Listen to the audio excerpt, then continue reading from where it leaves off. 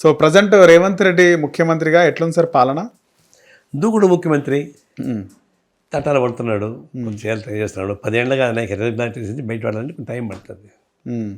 ముఖ్యమంత్రిగా ఆయన పరిపాలన ఎట్లుంది? 6 గ్యారెంటీలు పథకాలు ఎట్లున్నాయి అంటారు? అంటే ఇప్పుడు 10 ఏళ్ళగా వాళ్ళు కొన్ని చేయలేకపోయారు, కొన్ని శానిటైజ్ చేశారు. దానంతా రిపేర్ చేయడం అంత ఈజీ కాదు. ఇదే మాయల పక్షి మంత్రమా హోమ్ రీమ్ క్లీన్ బట్టి వచ్చేదానికి టైం పడుతుంది. ఉన్నంతలో కొంత నడుస్తున్నాయి బండి, నడుస్తుంది, చేయగలడు.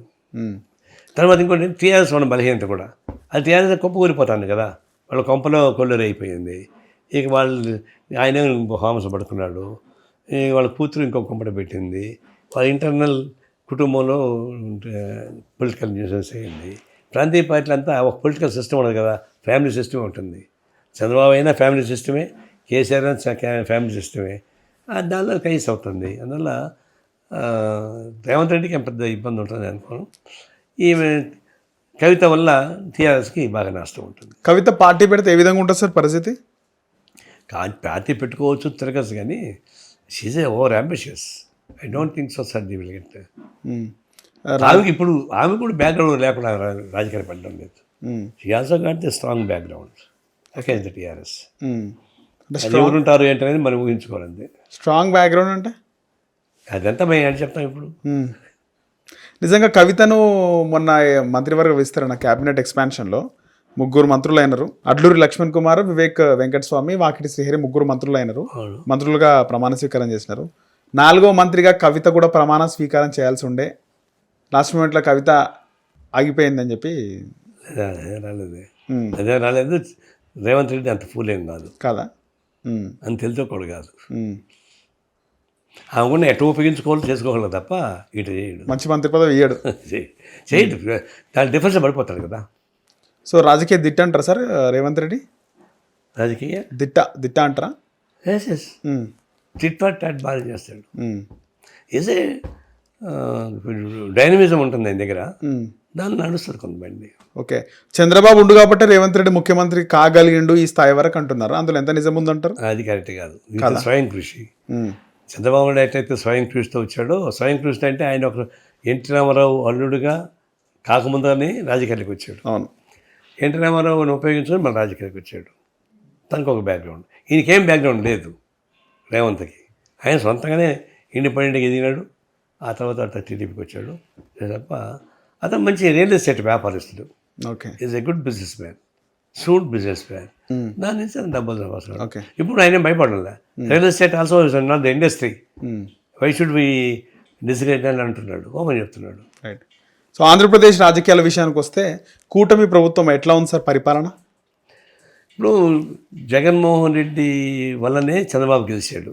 అంతే, ఆయన చేసినటువంటి నెగిటివ్ పనులు, మూర్ఖత్వ పనులు, నిజంగా మూర్ఖత్వ పనులు చేసిన సార్ జగన్. మూర్ఖత్వ పనులే. ఎందుకంటే నడిచేదాన్ని నడలేకుండా నడిచేదాన్ని ఇంకా స్పీడ్గా నడిపిస్తారు ఎవరన్నా. దీన్ని అడ్డం కొట్టి నడిపి కూనీ చేసింది ఎవరంటే ఆయనే. లేకపోతే అమరావతి దాన్ని మంచిగా నడిచేదాన్ని దాన్ని 3 ముక్కలు చేసి గడ్డి పొరకలు చేసి డెవలప్మెంట్ ఆపేసాడు. అంటే కమ్మ సామాజిక వర్గం అంతా అమరావతిలో పెట్టుబడులు. ఇప్పుడు అక్కడ రెడ్డిస్ ఉన్నారు, కమ్మ చదివారు. నువ్వు క్యాస్ట్ చేసి ఒక ఏరియా చెప్పలేరు మీరు. ఒకసారి కాన్సన్ట్రేషన్ ఉండొచ్చు, డామినేషన్ ఉండొచ్చు. ఆడ కూడా ప్రతి గ్రామంలో కమ్మాస్ మెజారిటీ కాదు కాబట్టి డామినేటింగ్ ఫిగర్స్ ఉంటారు. ప్రతి ఊళ్ళో రెడ్డిస్ మెజారిటీ కాదు కానీ డామినేటింగ్ ఫిగర్స్ ఉంటారు. జనాభా లెక్కలు తీసుకుంటే కమ్మలో రెడ్ల కన్నా నాన్ రెడ్డిస్ స్ట్రెంత్ ఎక్కువ ఉంటుంది. ఓకే, దీనిలో 55% ఉంది. కాబట్టి అట్లా లెక్క ఆయనకి వెళ్ళా. నీకు స్ట్రాటజిక్గా ఒక ప్లేస్ అనుకున్నాడు, అది తప్పో రైటు ఆయన అనుకున్నాడు, మొబైలైజ్ చేశాడు. భారతదేశంలో ల్యాండ్ పూలింగ్ అనేది ఫస్ట్ టైం చంద్రబాబు చేసింది. అక్విజిషన్ కాకుండా ల్యాండ్ పూలింగ్ అది ఎవరు చేయలేకపోయారు. అందులో ఫెర్టైల్ ల్యాండ్. రాయలసీమలో తెలంగాణ చేయడం అంటే ఈజీ చేయొచ్చు, కానీ గుంటూరుకి సంబంధించి చేయడం అంటే అంత ఈజీ కాదు. వాళ్ళు చాలా గిట్టోళ్ళు, ముదురులు. ఓకే, మన ఫెర్టైల్ ల్యాండ్స్ ఆయన ఇచ్చారు. వాళ్ళకి బెనిఫిట్లో కలిపి ట్రై చేశాడు. దాన్ని సడన్గా ఆపి 3 మొక్కలు చేశాడు. ఏ మొక్కకి న్యాయం జరగలే. అది కూడా చివరికి చెట్లు బలిసిపోయి గందరగోళం అయిపోయింది. దాంతో 5 ఏళ్ల పాటు అమరావతిలో ఉన్న మహిళలు నిజంగా వాళ్ళకి హ్యాండ్సప్ చెప్పాలా. పండగలో పొబ్బాలు లేకుండా పోరాటం తగ్గించారు. అవును సార్, నిజంగా అమరావతి వాళ్ళ పోరాటం వల్లనే మళ్ళీ గవర్నమెంట్ ఎందుకు వచ్చిందని. పోలవరం ఎందుకు ఆపించాడు? మరి విశాఖ స్త్రీల గురించి ఎందుకు మాట్లాడాడు అంటే డెవలప్మెంట్స్ మొత్తం ఆపించాడు. జగన్ చంద్రబాబు నాయుడు ఏమి చేస్తే అనేది వద్దనుకున్నాడండి. అది నెగిటివ్ పాలిటిక్స్ ఎప్పుడు కానీ రాజకీయాల పని చేయి పనికిరావు. మళ్ళీ అందువల్ల ఆ దెబ్బతో ఇక ఉండకూడదని చెప్పేసి అనామకుడు గెలిపించేస్తారు చంద్రబాబుకి. అంటే ఇప్పుడు చంద్రబాబు అధికారంలోకి వచ్చాడు, మరి పాత పద్ధతి నుంచి కొత్త పద్ధతి రావాలి కదా. అది ఫస్ట్ ప్రయారిటీ ఏముండాలా, దానికోసం రక్త మాంసాలు అర్పించేటువంటి అమరావతి ప్రజానికి కంటిన్యూ రాకూడదు, కళలు రాకూడదు. కానీ వాళ్ళు ఏడుస్తున్నారు ఇప్పుడు మా సమస్య పరిష్కారం కాలేదని. ఏడకూడదు వాడు. వాస్తవానికి అన్నీ పక్కన పెట్టి అమరావతి ప్రజానీకానికి కంటి తడి లేకుండా ఆనందంగా చేసేటువంటి పనికని మొత్తం చేసి ఉంటే మేము ఇమీడియట్గా సంతోషించేవాళ్ళం. వాళ్ళు వాళ్ళ సమస్య పరిష్కారం కాకపోగా మళ్ళీ ఇంకో 30,000 ఎకరాలు తీసుకోవాలంటున్నాడు, వీళ్ళు పరిష్కారం చేయడం. అట్లా కరప్షన్ చెప్తున్నాడు. ఒక్క మాట చెప్పాలంటే జగన్మోహన్ రెడ్డి ఇడిచిపెట్టిన చెప్పులు ఇంటి కాళ్ళు పెట్టి నడుస్తున్నాడు అంతే. ఎక్కడ మార్పులే లేవు. పైన ఎంత చెప్పినా కూడా కింద అంతా మామూలే. తర్వాత వైసీపీలో ఎవరైతే కాంట్రాక్ట్ వస్తున్నారో అదే కాంట్రాక్ట్ ఈయన ఉన్నారు.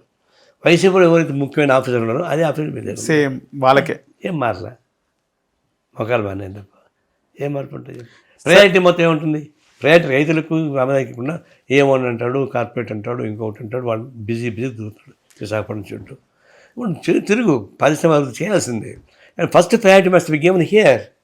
అందుకని గాలియర్ నగర్, విలుగొండ ఇవన్నీ పెండింగ్లో ఉన్నాయి. అవంతా 100 కోట్ల రూపాయలు ఖర్చు అయిపోతాయి.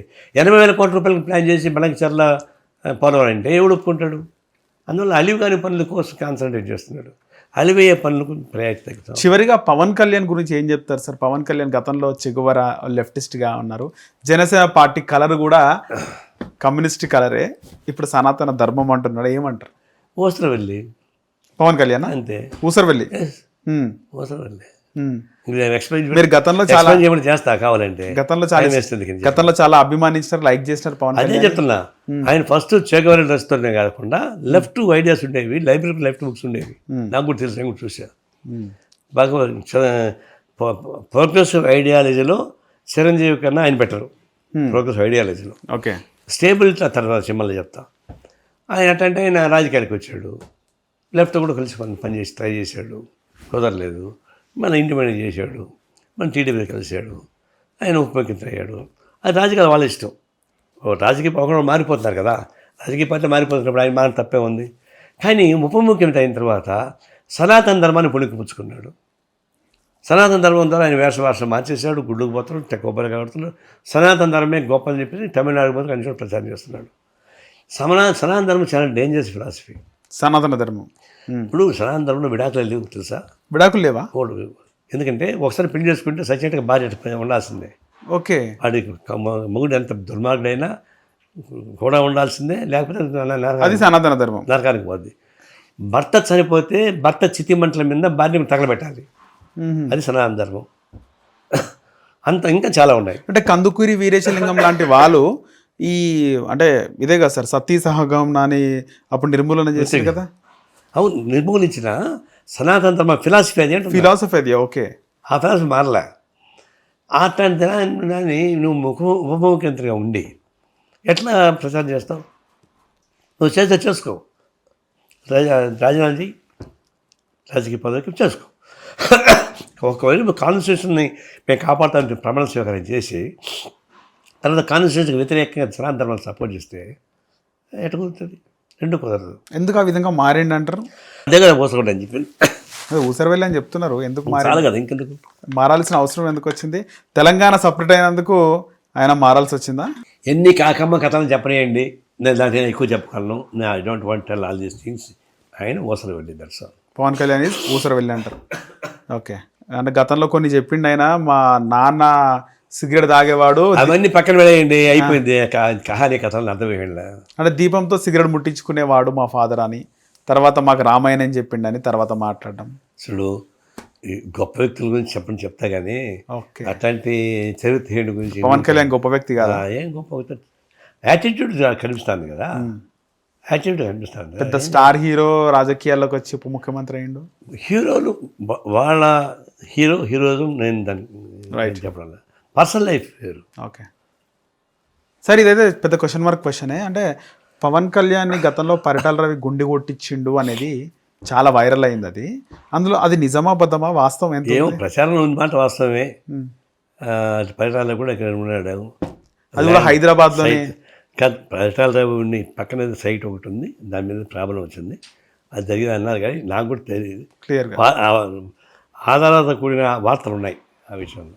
Okay, right sir. మా హిట్ టీవీకి మీ అమూల్యమైన సమయము అలాగే మీకు ఉన్నటువంటి అనుభవాన్ని పంచుకున్నందుకు ధన్యవాదాలు sir. Thank you so much. Hit TV app, ఇందులో short news, live news, entertainment shows, movies, digital magazines తో పాటు మీ జిల్లా వార్తలను కూడా ఫ్రీగా చూడొచ్చు. ఇంకెందుకు ఆలస్యం, వెంటనే హిట్ టీవీ యాప్ ని డౌన్లోడ్ చేసుకుని ఫ్రీగా ఎంటర్టైన్మెంట్ పొందండి. Hit TV app. Hit TV app. Please download Hit TV app. Hit TV యాప్ని ఫ్రీగా డౌన్లోడ్ చేసుకొని ఎంజాయ్ చేయండి. మీకు నచ్చిన ఎంటర్టైన్మెంట్ కోసం హిట్ టీవీ యాప్ ని ఫ్రీగా డౌన్లోడ్ చేసుకుని ఎంజాయ్ చేయండి. హిట్ టీవీ యాప్ని డౌన్లోడ్ చేసుకుని ఆస్వాదించండి, ఆశీర్వదించండి. ఇంతమంది సెలబ్రిటీలు హిట్ టీవీ యాప్ ని డౌన్లోడ్ చేసుకోండి అని చెప్తున్నారంటే ఎంత మంచి యాప్ ఆలోచించండి. అమెరికా అమెరికా అమెరికా అమెరికాలో చదవాలనుకునే వాళ్ళకి విశ్వసనీయమైన పేరు మన శౌర్య కన్సల్టెన్సీ. UK లో 1 year masters, UK లో 1 year masters, 2 years work permit up to 5 years visa. Contact Saurya Consultancy. Contact 89851 89851.